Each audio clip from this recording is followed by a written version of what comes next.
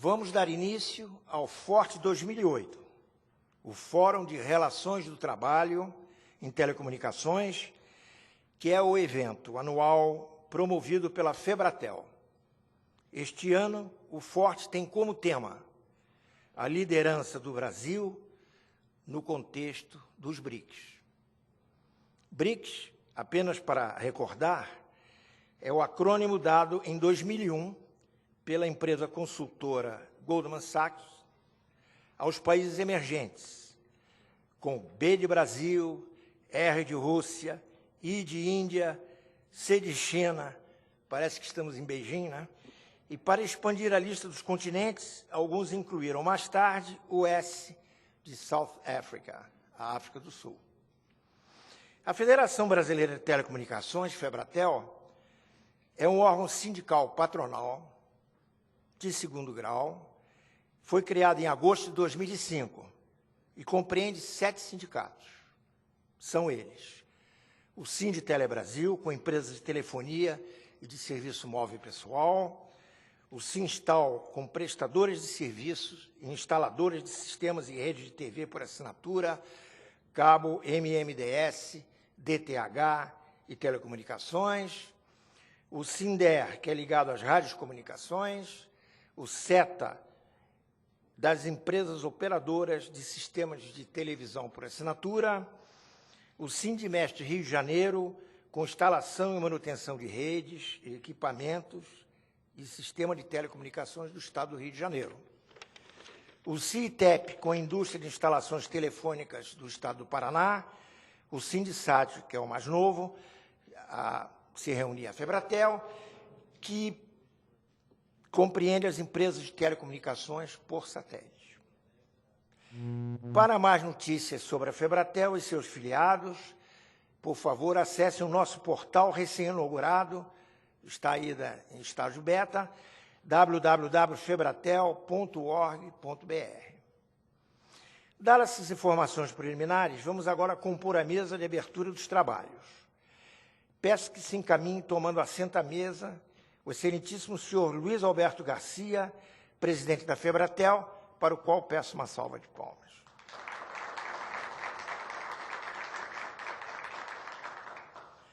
A excelentíssima doutora juíza do Tribunal do Trabalho de Brasília, Marli Nogueira.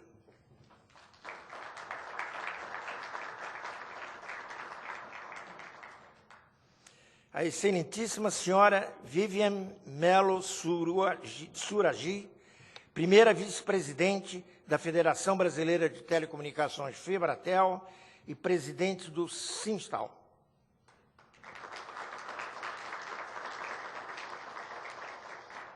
O excelentíssimo senhor Guilherme de Souza Vilares, presidente do Sindicato Nacional das Empresas de Radiocomunicação.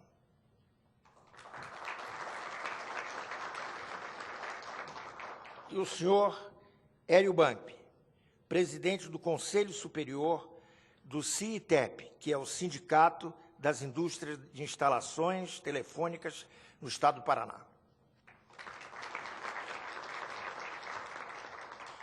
Composta essa mesa de abertura, peço que se levantem para ouvir o hino nacional.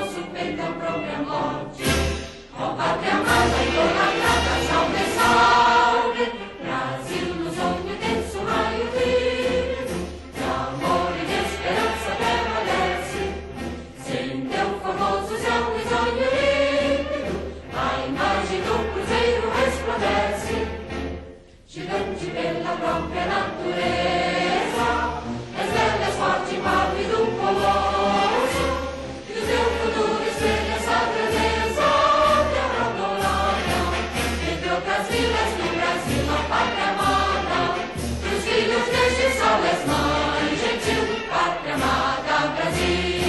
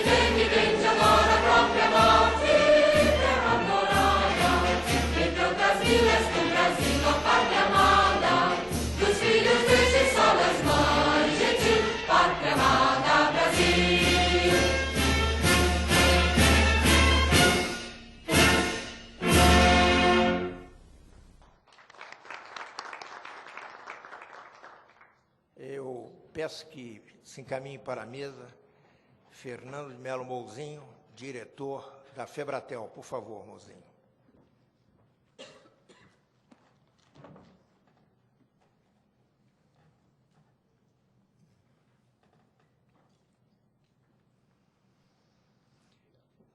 Teremos agora as palavras do presidente da Febratel, Luiz Alberto Garcia, para a abertura oficial do Fórum de Relações do Trabalho em Telecomunicações Forte 2008. Garcia, vou falar um pouco sobre você agora. O empresário Luiz Alberto Garcia é engenheiro e preside o Conselho de Administração do Grupo Algar, de Uberlândia, em Minas Gerais, que é dedicado às telecomunicações, aos agronegócios e ao entretenimento. Luiz Alberto Garcia possui diversos cursos no exterior, inclusive pela prestigiosa Universidade de Harvard, nos Estados Unidos. Participou e participa de instituições significativas, como a Anatel, a ACEL, a Telebrasil, o CPQD e hoje preside o Sindtelebrasil e a Febratel, com os senhores Luiz Alberto Garcia. Bom dia a todos, senhora juíza, senhores componentes da mesa, meus companheiros, todos os senhores presentes, meu muito bom dia e meu muito obrigado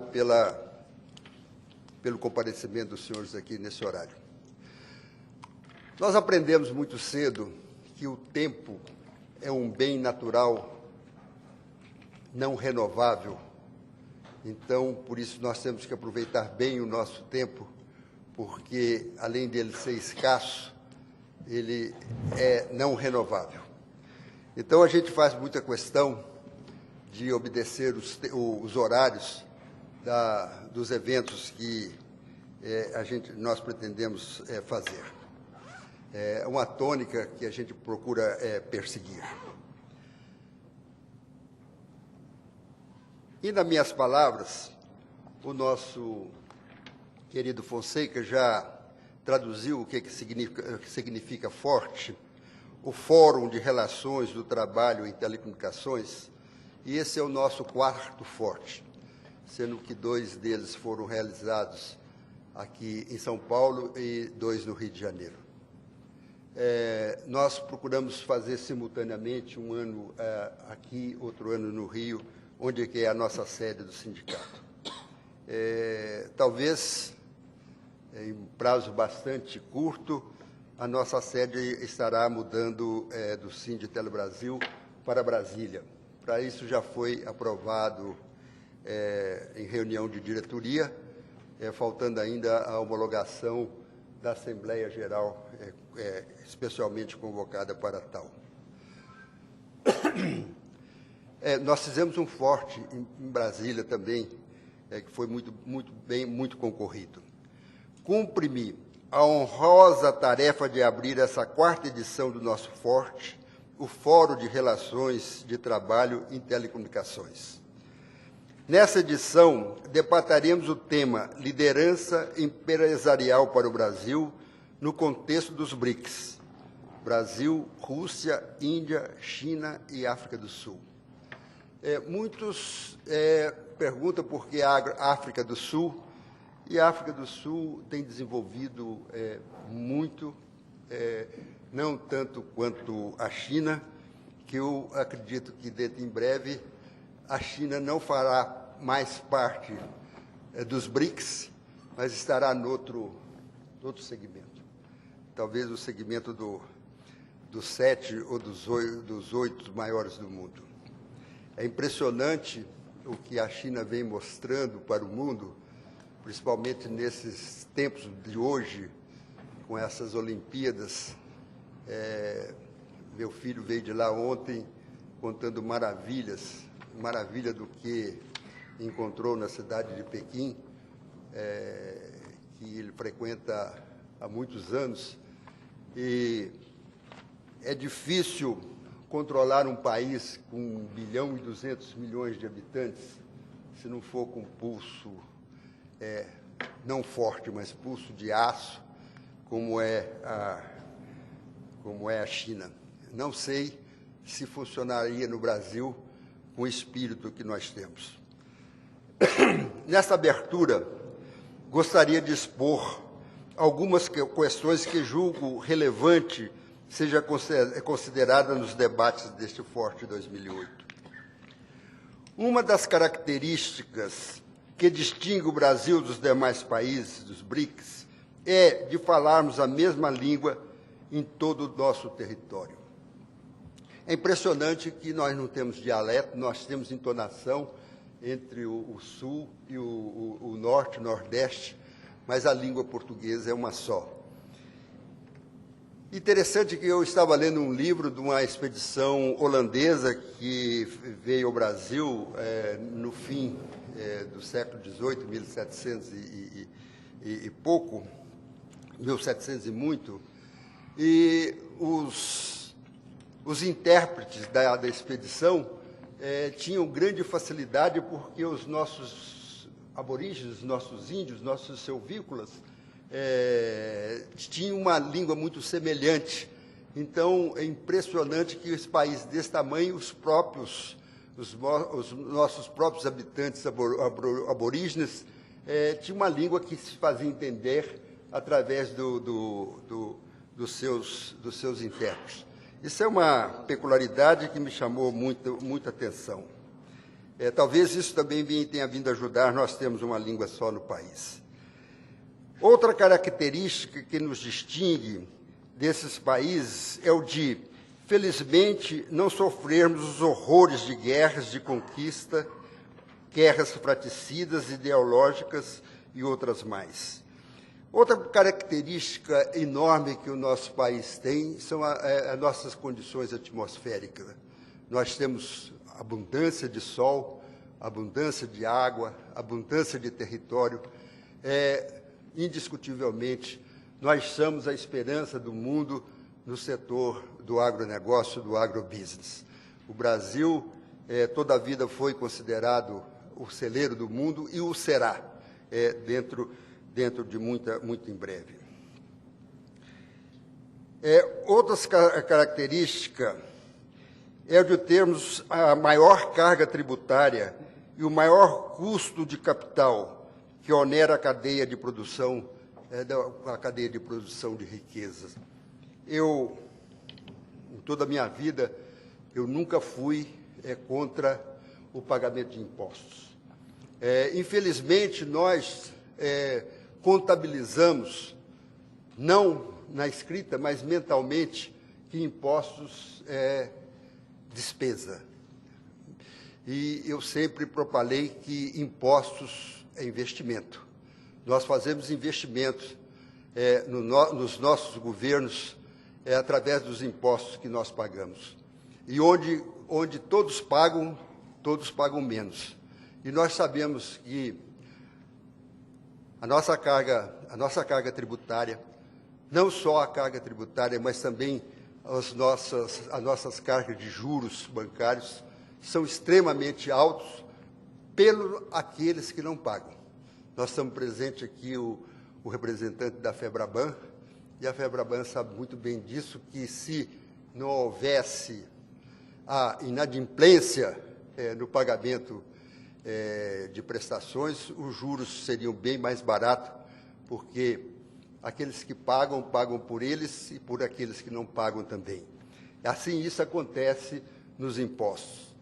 Outra coisa também que nos chama a atenção muito é que nós temos que observar, sermos mais brasileiros, mais contundentes, vigiando mesmo o uso dos recursos públicos, que muitas das vezes são desviados das suas necessidades. Nos serviços de telecomunicações, outra aberração. Nós pagamos, os senhores pagam, na conta telefônica, embutido, 62% do valor é cobrado. É um absurdo uma coisa dessa. Só no item que é chamado de FUST, o Fundo de Universalização de Telecomunicações, existe mais de 6 bilhões de reais contabilizado sem uso. E nós precisando de levar a internet às nossas escolas, aos postos de saúde, aos hospitais municipais. Então, tudo isso falta, temos essa necessidade com dinheiro em caixa, usando para outros recursos. Outra característica relevante, só que dessa vez imagino ser comum a todos os BRICS, é a falta de recurso humano. Essa falta de recurso humano é o que nós vamos tratar aqui nesse dia de trabalho. Eu tenho ocasião de falar com diretores de escolas, diretores de universidades, onde que eles se gabam de estar preparando mão de obra para o mercado. Nós falam mesmo em simpósios, não, a nossa escola, a minha escola, nós estamos preparando mão de obra para o mercado. Eu quero confessar para os senhores que nós não damos conta, nós empresários, não damos conta de absorver toda a mão de obra que é formada aí todo dia. Eu gostaria, e tenho propalado muito, que as escolas têm que começar a preparar empreendedores, porque se uma turma de formando, seja ela qual for, direito, economista, engenharia, se sair 2 ou 3 com a ideia de montar um negócio próprio, ele vai convidar colegas deles e outros negócios irão surgir, diminuindo a pressão de absorver todos esse pessoal. Os senhores viram, Fonseca teve a delicadeza de ler o meu currículo. Eu tive a grande oportunidade de fazer um curso na Harvard, e todo o curso nosso lá foi feito em cima de case, e case de sucesso de alunos que saíram da escola e montaram até restaurantes que de grande sucesso dentro da onde eles estavam militando. Isso não quer dizer que o aluno tem que sair da escola e montar um negócio dentro daquela especialidade dele. Porque eu acredito que na escola, mais do que nós aprendermos o que os livros, o que a matéria nos ensina, é abrir nossa mente, fazer a mente banda larga, para que a gente possa militar em qualquer lugar. Enfim, mas sem esgotar as questões relevantes, com ou sem os BRICS, nós, líderes empresariais, precisamos, além de reajustarmos as nossas agendas, considerando as questões acima expostas, com urgência e com muita determinação, capacitar novos líderes, comprometidos não só com o próprio desenvolvimento, mas também com a capacitação de outros líderes, sempre visando o fortalecimento do Estado democrático e de direito, onde pontifique o valor da liberdade do ser humano, inclusive para empreender. Por fim, tenho certeza que os seletos debatedores deste Forte 2008 muito contribuirão para a nossa descrição. Entendimento e equacionamento de soluções para que as questões, ora apontadas, e certamente apontarão outras tão ou mais relevantes. Faço votos que todos tenham um bom debate e a exemplo da edição anteriores. Muito obrigado e sejam muito bem-vindos.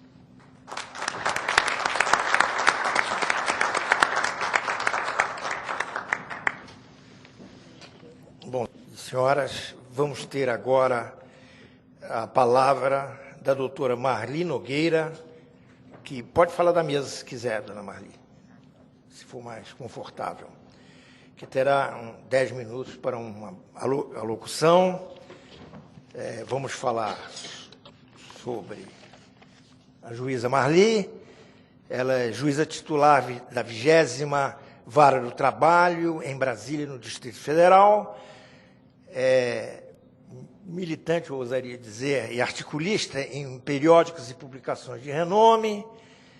É diplomada pela Escola Superior de Guerra, ESG, na turma do ano 2000, Brasil 500 anos, no curso de altos estudos de política e estratégia do país. Com os senhores, a juíza doutora Marli Nogueira. Por favor.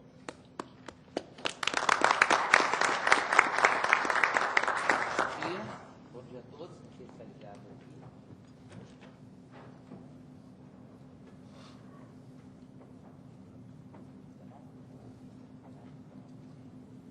Bom dia a todos. É um prazer muito grande estar aqui hoje, né? E o meu prazer, ele é ainda multiplicado quando eu vejo um evento dessa natureza.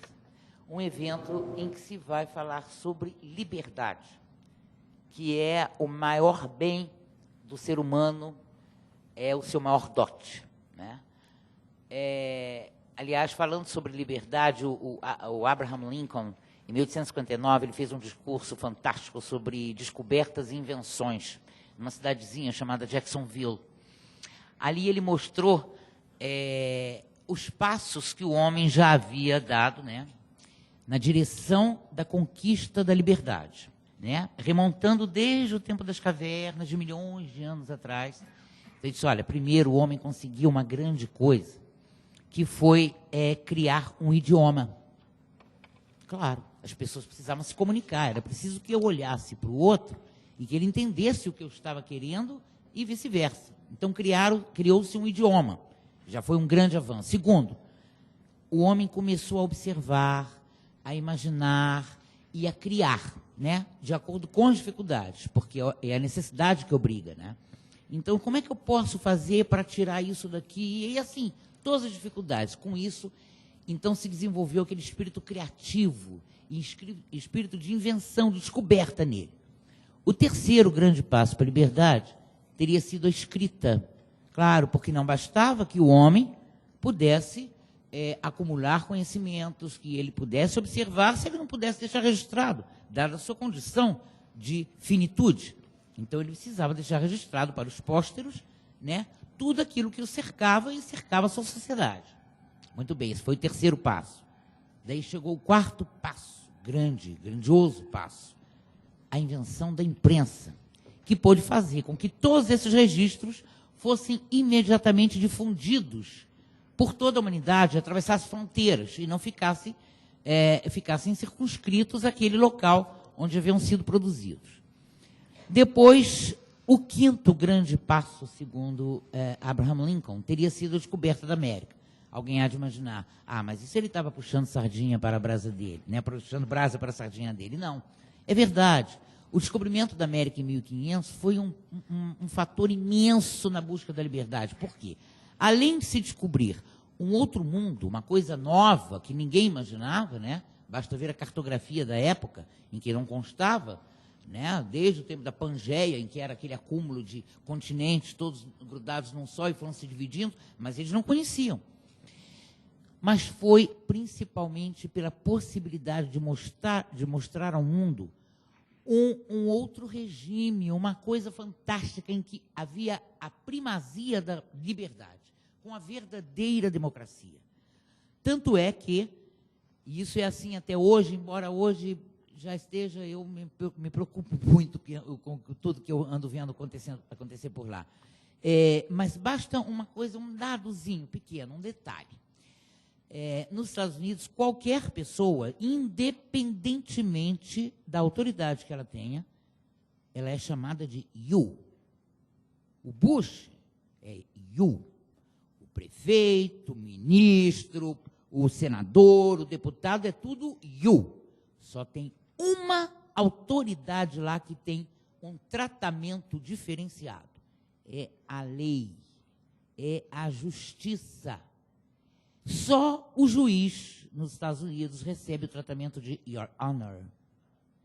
Então, para se ver a importância que os americanos sempre deram a esse império da lei, porque é isso que dá tranquilidade, né? Então, esse teria sido, segundo Lincoln, o quinto grande passo para a conquista da liberdade, em direção à liberdade. E o sexto, fantástico também, foi a invenção, né, ou a criação da lei de patentes e de direitos autorais, né, o copyright e os royalties, pagando royalty para quem detivesse o direito, né, de propriedade sobre aquela invenção ou aquela descoberta. Tanto é que é assim, isso se reproduziu por vários países. E a importância foi tamanha que basta comparar o número de patentes que os Estados Unidos possuem registradas com o de qualquer outro país. Com o de qualquer outro. Com o nosso nem se fala, né? O nosso, infelizmente, não dá nem para competir, né? Então, essa busca da liberdade, ela tem que passar sempre pelo conhecimento. Não tem como alcançar liberdade alguma sem conhecimento. E nós estamos hoje numa era em que o conhecimento é extremamente rápido pela informação, né? Existe a informação e existe a cultura. Nem toda pessoa culta é informada e vice-versa. Hoje é preciso haver o casamento entre essas duas coisas. Nós, porém, vivemos num país em que os últimos dados do Sistema de Avaliação do Ensino Básico, SAEB, demonstra uma população de adultos em que 30% aproximadamente mal sabem ler. Mal sabem ler. 30% dos adultos. Em que 52% das crianças que estão na quarta série do primeiro grau não sabem efetuar operações simplíssimas de multiplicação e divisão. Tipo, 6 vezes 4, 12 vezes 3, 22 dividido por 2. Eu constatei isso. E mais de uma vez, certa vez fui a uma lavanderia levar 2 blazers para lavar. Os 2 pretos, um pouco mais longo que o outro. Perguntei à moça, quanto é que vai ficar? Ela disse, bom, o mais longo custa isso já faz alguns anos, né, uns 8 anos. O mais longo sai por R$8.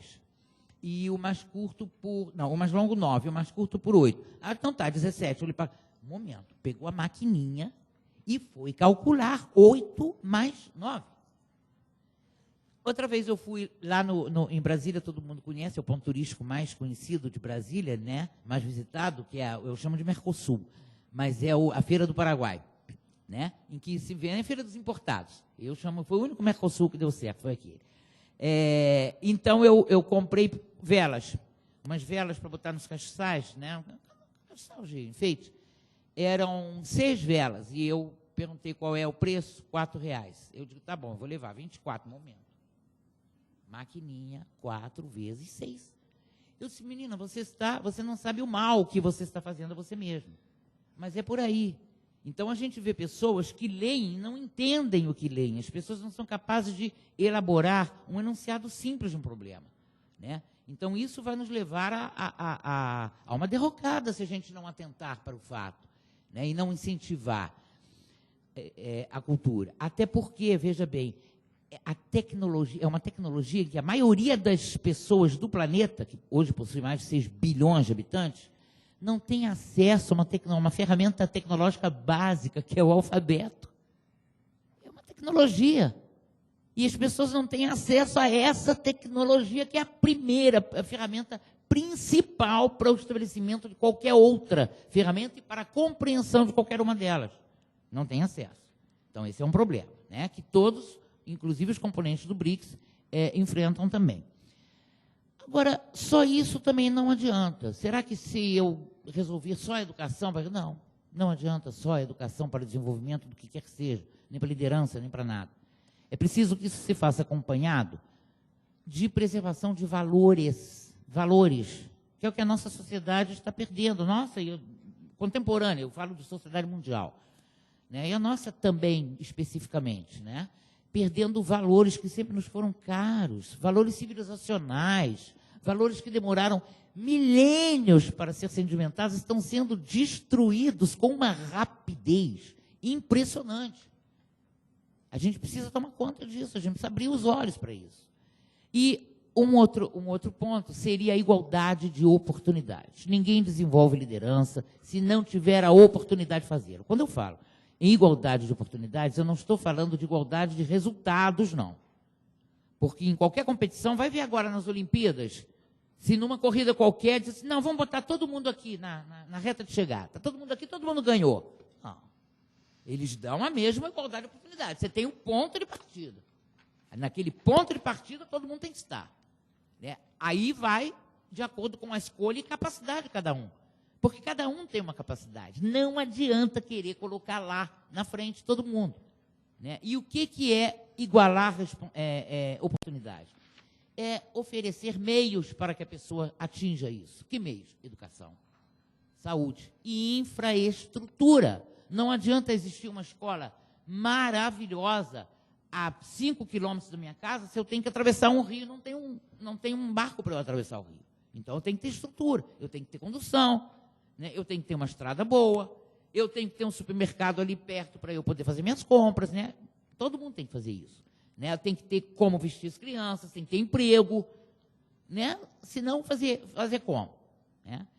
E também um outro ponto que eu queria ressaltar é que, apesar do desenvolvimento de lideranças e tudo, que eu acho maravilhoso, e acompanho o pensamento de que realmente há necessidade de se desenvolver o espírito empreendedor, embora eu não acredite muito que as faculdades, né, as universidades façam isso, isso é uma questão de mentalidade, tem que começar em casa, né, a desenvolver a economia, o investimento, e ir criando aquilo na cabeça da criança.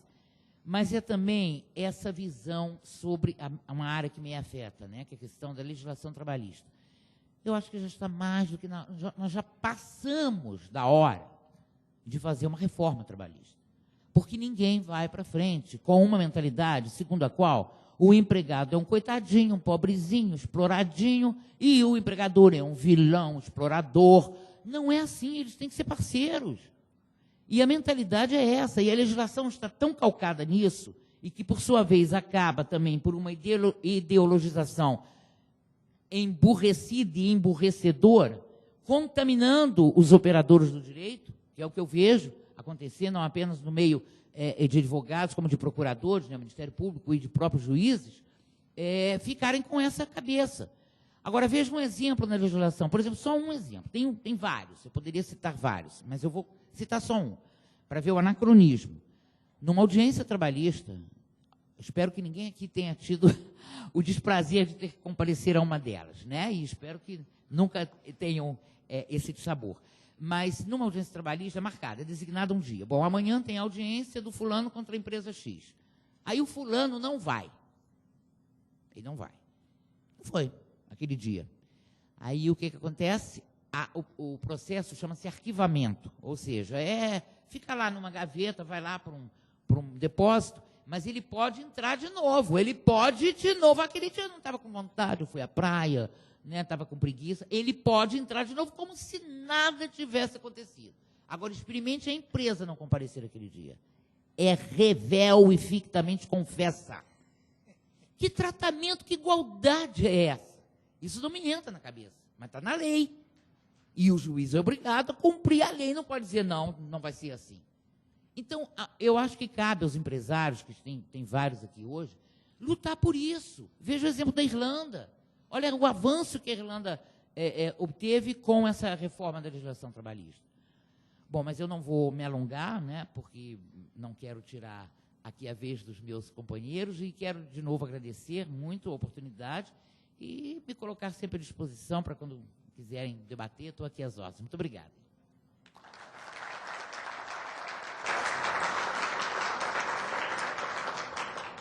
Vamos agradecer a juíza Marli.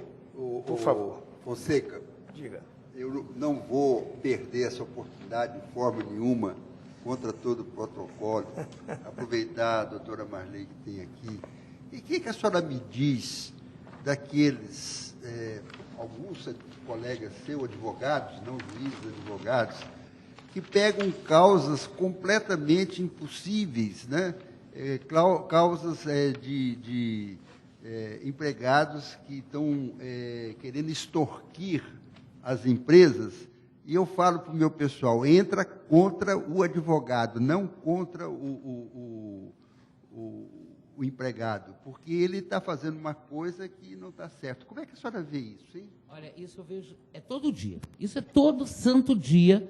Existe uma coisa chamada indústria do dano moral, né? Não sei se vocês já ouviram falar nisso. O empregado olhou meio assim de soslaio para o empregador olhou para o empregado, me tratou mal. É dano moral, ou então tal do mobbing, que é o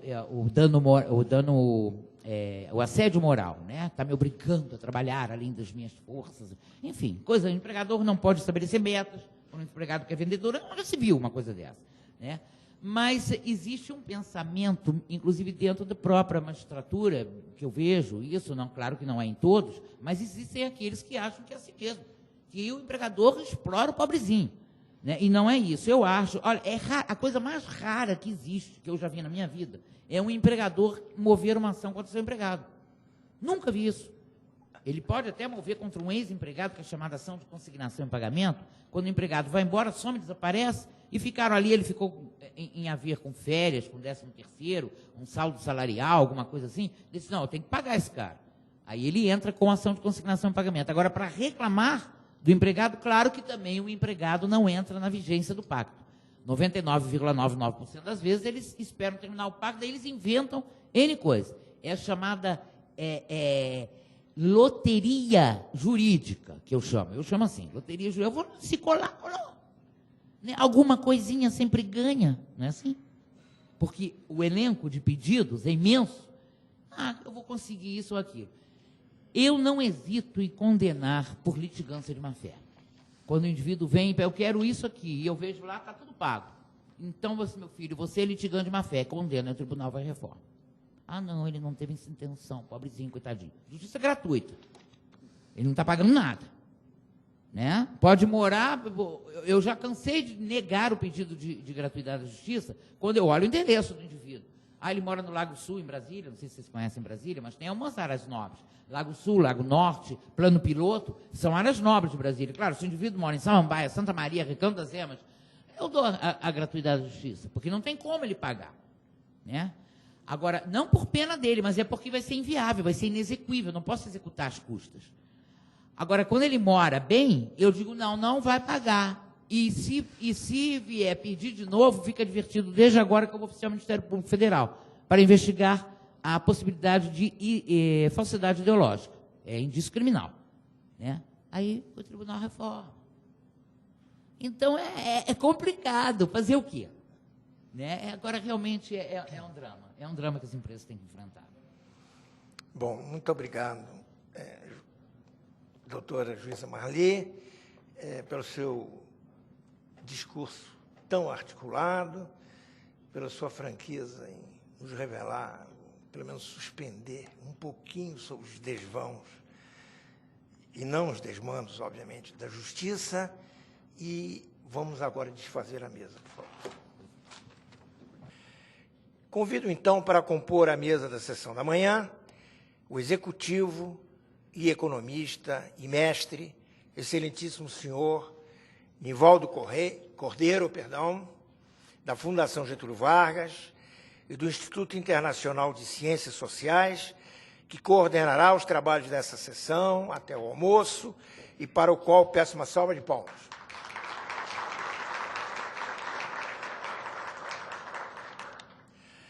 Convido ainda a retornar à mesa a excelentíssima doutora juíza do Tribunal do Trabalho de Brasília, Marli Nogueira.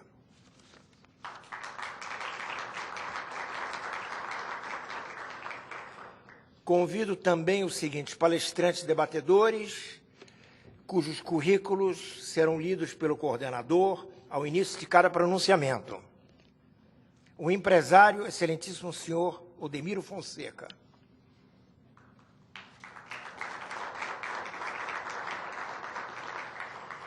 O diretor de Talentos Humanos do Grupo Algar e diretor de Relações Corporativas da Febratel, excelentíssimo senhor Cícero Domingos Penha.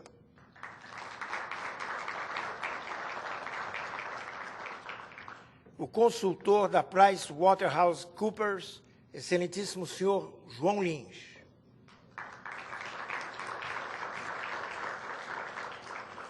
O administrador da Federação Nacional de Bancos, FENABAN, excelentíssimo senhor Magnus Ribas Apostólico. O diretor de desenvolvimento do Instituto Nacional de Telecomunicações, Inatel, excelentíssimo senhor Marcelo Marques.